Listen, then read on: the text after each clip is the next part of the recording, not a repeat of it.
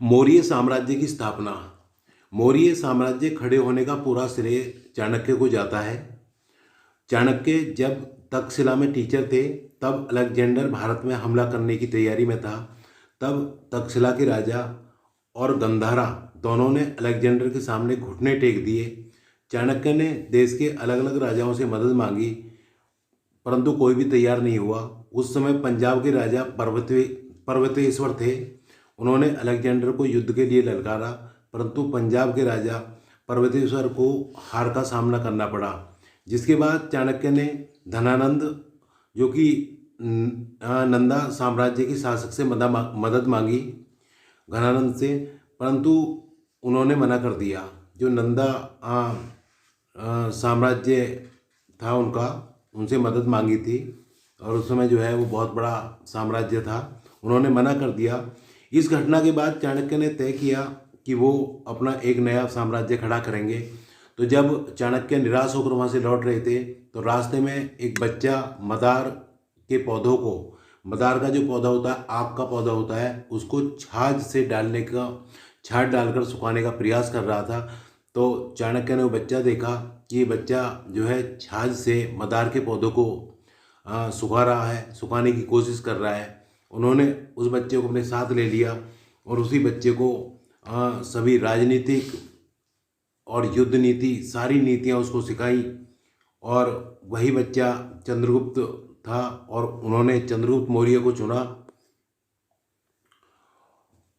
और इस तरह से मतलब चंद्रगुप्त जो मौर्य वंश है, मौर्य वंश साम्राज्य की स्थापना हुई थी। और चाणक्य मौर्य साम्राज्य के प्रधानमंत्री भी कहे जाते हैं। तो देखो, मौर्य साम्राज्य इसमें क्या स्थापना चंद्रगुप्त मौर्य ने लगभग 2300 साल पहले चाणक्य कौटिल्य की सहायता से की थी। चाणक्य के विचार अर्थशास्त्र नामक किताब में मिलते हैं। अशोक इसी साम्राज्य पर शासन करते थे। तो ये आपको ध्यान देना है कि अशोक इसी साम्राज्य पर शासन करते थे। उसके बाद देखिए, मौर्य वंश में 3 महत्वपूर्ण राजा हुए। चंद्रगुप्त, उनका बेटा बिंदुसार और बिंदुसार का पुत्र अशोक। मौर्य वंश में 3 महत्वपूर्ण राजा हुए हैं। मौर्य साम्राज्य के प्रमुख नगर पाटलिपुत्र, जो कि राजधानी उज्जैन और तक्षशिला है। मौर्य साम्राज्य के प्रमुख नगर कौन कौन से? पाटलिपुत्र, उज्जैन और तक्षशिला हैं। तक्षशिला उत्तर पश्चिम और मध्य एशिया के लिए आने जाने का मार्ग।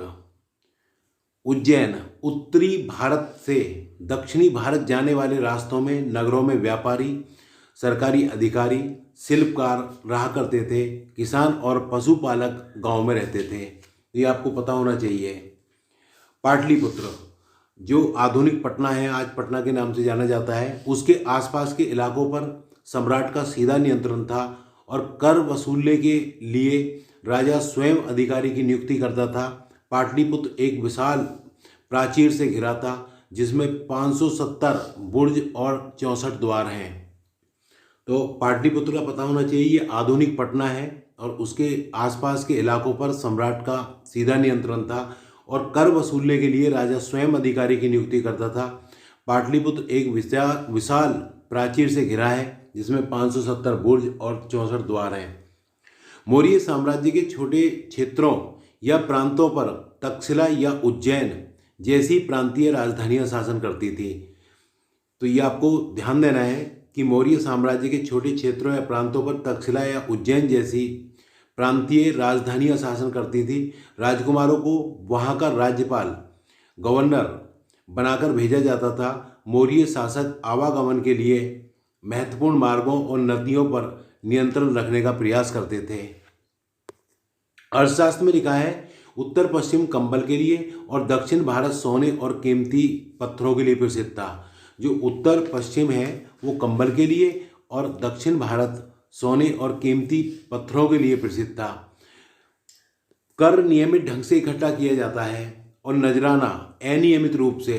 देखो, जो टैक्स होता है वो नियमित ढंग से और नजराना अनियमित रूप से जब भी संभव हो इकट्ठा किया जाता था। नजराना जैसे कि कोई डोनेशन देना है किसी को, नजराना कहते थे उसको। मैगस्थनीज चंद्रगुप्त के दरबार में पश्चिमी एशिया के यूनानी राजा सेल्यूकस निकेटर का राजदूत था। तो ये आपको ध्यान देना है, जो मैगस्थनीज था चंद्रगुप्त के दरबार में पश्चिमी एशिया के यूनानी राजा सेल्यूकस निकेटर का राजदूत था। अशोक मौर्य वंश के सबसे प्रसिद्ध शासक थे। वह ऐसे पहले शासक थे जिन्होंने अभिलेखों द्वारा जनता तक अपने संदेश अधिकतर ब्राह्मी लिपि में पहुंचाने की कोशिश की। तो मौर्य वंश का ऐसा कौन सा शासक था? वो अशोक थे, जिन्होंने अभिलेखों द्वारा जनता तक अपने संदेश पहुंचाने की कोशिश की थी। तो पता कर सकते हैं कि ऐसा कौन सा मौर्य वंश का शासक था जिन्होंने अभिलेखों द्वारा जनता तक अपने संदेश पहुंचाने की कोशिश की। अशोक ने कलिंग तटवर्ती उड़ीसा का नाम बदलकर जो कलिंग है तटवर्ती उड़ीसा का प्राचीन नाम को जीतने के लिए एक युद्ध लड़ा, लेकिन हिंसा और खून खराबा देखकर उन्हें युद्ध से घृणा हो गई और उन्होंने भविष्य में कभी युद्ध न लड़ने का निर्णय लिया। तो पता कर सकते हैं कि किस युद्ध के बाद अशोक ने जो है युद्ध न लड़ने का निर्णय लिया था। अशोक का धम्म संस्कृत शब्द धर्म का प्राकृत रूप है। इसमें कुछ बातें हैं। कर्मकांड न करने की सलाह, अपने दासों और नौकरों के साथ अच्छा व्यवहार करना, बड़ों का आदर करना, सभी जीवों पर दया करना, ब्राह्मणों को दान देना, अपने धर्म के साथ साथ दूसरे धर्म की भी प्रशंसा करना। अशोक ने धम्म के विचारों को प्रसारित करने के लिए सीरिया, मिस्र, ग्रीस और श्रीलंका में दूत को भेजे। अशोक ने धम्म के विचारों को प्रसारित करने के लिए सीरिया, मिस्र, ग्रीस और श्रीलंका में दूत भेजे। आगे देखिएगा, 2400 वर्ष पहले चीन में सम्राटों ने चीन की दीवार का निर्माण शुरू किया।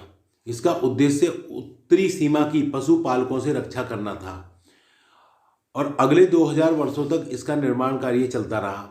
लेकिन साम्राज्य की सीमाएं बदलती रहीं। यह दीवार लगभग 6400 किलोमीटर लंबी है, पत्थर और ईंट से बनी है। हर 100-200 मीटर की दूरी पर निगरानी के लिए बुर्ज बने हुए हैं। तो जो चीन की दीवार थी, इसका निर्माण पशुपालकों से रक्षा करना था। भारतीय उपमहाद्वीप में लोहे का प्रयोग लगभग 3000 साल पहले शुरू हुआ। वो पता कर सकते हैं कि भाई लोहे का प्रयोग कब शुरू हुआ। भारतीय उपमहाद्वीप में 3000 साल पहले शुरू हुआ। महापाषाण कब्रों में लोहे के औजार, हथियार बड़ी संख्या में मिले हैं। 2500 साल पहले मिले लोहे के औजार कुल्हाड़ियाँ और हलों के फाल थे। तो महापाषाण कब्रों में लोहे के औजार और हथियार बड़ी संख्या में मिले हैं। तमिल क्षेत्रों की शब्दावली, बड़े भूस्वामी को कहते हैं वेलल्ला कहते हैं, बड़े जो भूस्वामी होते हैं बड़े। और साधारण हलवाई को कहते हैं उणवार। भूमिहीन मजदूर या दास को कहते हैं कड़ेसियार और आदिम माई। तो ये आपको पता होना चाहिए। कह सकते हैं बड़े भूस्वामी को वेलल्ला, साधारण हलवाई को उणवार, भूमिहीन मजदूर या दास को कड़ेसियार और आदिम माई। देश के उत्तरी हिस्से में गांव का प्रधान व्यक्ति ग्राम भोजक आनुवंशिक पद कहलाता था, जो सबसे बड़े भूस्वामी होता था। यह कर वसूलने का, न्यायाधीश का और कभी कभी पुलिस का भी काम करता था। इसके अलावा स्वतंत्र कृषक गृहपति कहलाते थे। तो जो देश के उत्तरी हिस्से में गांव का प्रधान होता था व्यक्ति ग्राम भोजक आनुवंशिक पद कहलाता था। जैसे कि प्रधान का मतलब किसी के फादर है, फिर उसका पुत्र है। और जो सबसे बड़ा भूस्वामी होता था, यह कर वसूलने का, न्यायाधीश का और कभी कभी पुलिस का भी काम करता था। संगम साहित्य, तमिल की लगभग 2300 साल पहले रचित रचनाएं। इन्हें संगम इसलिए कहा जाता है क्योंकि मदुरई के कवियों के सम्मेलनों में इनका संकलन किया गया था। संगम साहित्य का मतलब तमिल की लगभग 2300 साल पहले रचित रचनाएं हैं।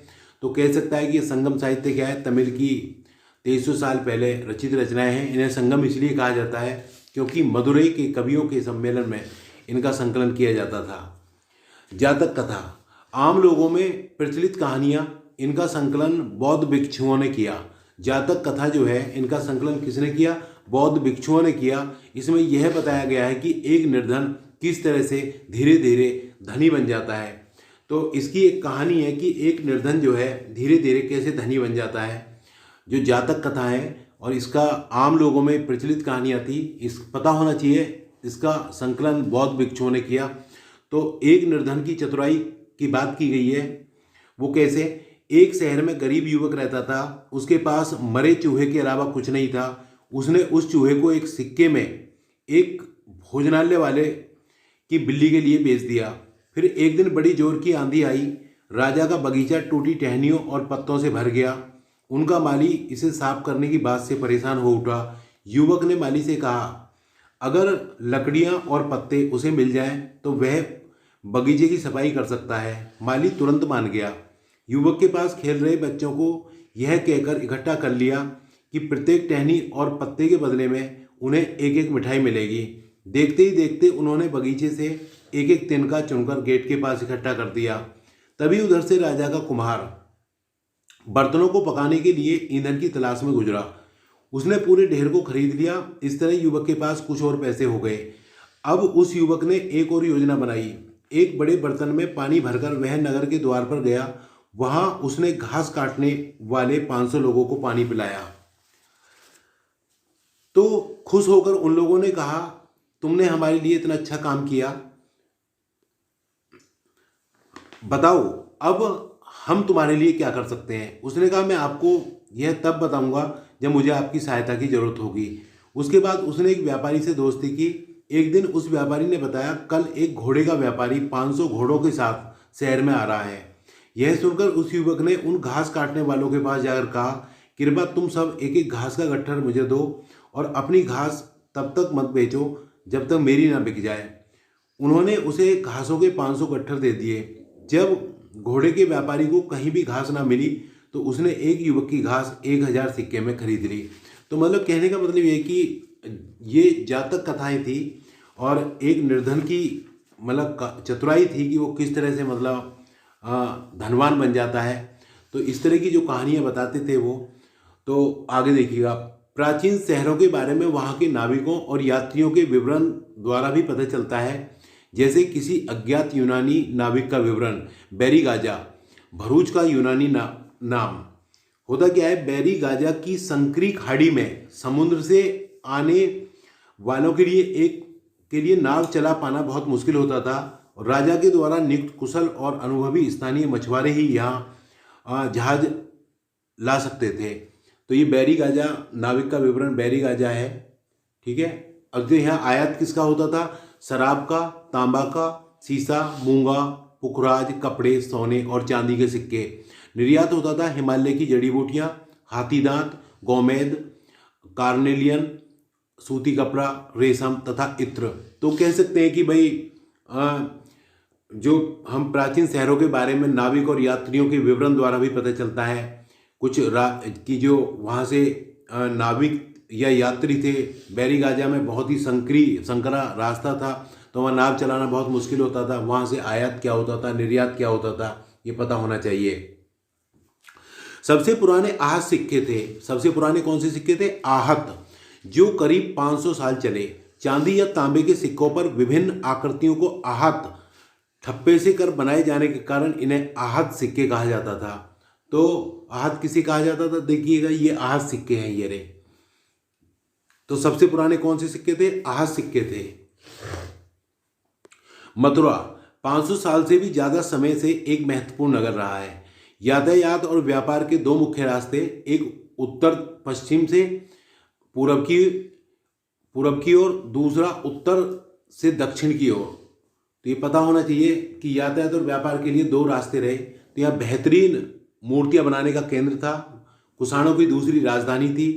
एक धार्मिक केंद्र, यहाँ बौद्ध विहार, जैन मंदिर और कृष्ण मंदिर है। यहाँ पर कौन कौन से मंदिर हैं? बौद्ध विहार है, जैन मंदिर है और कृष्ण मंदिर है। उसके बाद देखिएगा, प्रस्तर, खंडों तथा मूर्तियों पर मठों या मंदिरों को दिए जाने वाले दान का तथा लोहारों, बुनकरों, टोकरी, माला व इत्र बनाने वालों के उल्लेख मिले हैं। यहाँ पर ये उल्लेख मिले हैं। वलय कूप का उपयोग जल निकास के लिए किया जाता था। तो अगर आपसे पता करते हैं कि भाई वलय कूप का उपयोग किसके लिए? जल निकास के लिए। तो आप देख सकते हैं, यहाँ देखिए, ये दिल्ली में मिला वलय कूप है। तो ये देखिएगा। तो ये देखिए SST का तीसरा वीडियो था। अगर आपको देखो वीडियो अच्छा लगा हो तो आप लाइक करें और सब्सक्राइब करें और दोस्तों को शेयर भी करें और कुछ कमेंट्स करें, ताकि हम भी मोटिवेट हो सकें और आपके लिए कुछ ना कुछ अच्छा कर सकें। तो आप सभी का वीडियो देखने के लिए बहुत बहुत धन्यवाद।